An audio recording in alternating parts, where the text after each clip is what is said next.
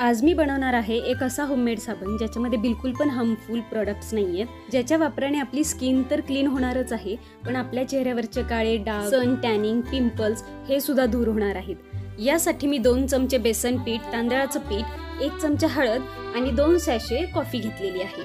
आता एका कढईमध्ये पाणी गरम करून आपल्याला सोप बेस डबल बॉईल करून घ्यायचा आहे। बाहेरचे महागडे प्रोडक्ट्स वापरण्यापेक्षा हा साबण तुम्ही ट्राय करून पहा, तुम्हाला फरक नक्की जाणवेल।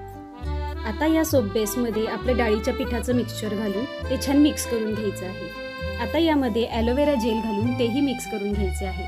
नंतर त्यामध्ये 3 चमचे बदामाचं तेल आणि 1 चमचा मध घालून घ्यायचं आहे। तेल आणि मधामुळे आपली स्किन मॉइश्चराइज राहायला मदत होते। आता हे सर्व मिक्सचर आपण एका मोल्ड मध्ये काढून घेऊन 2 तास त्याला सेट होण्यासाठी ठेवूयात।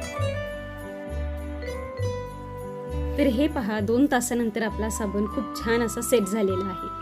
जर हा साबण तुम्ही वापरला तर तुम्हाला कोणतीही महागडी क्रीम किंवा सिरम्स वापरायची गरज नाही लागणार। हे पहा, कोण म्हणेल की हा साबण आपण घरी बनवलाय।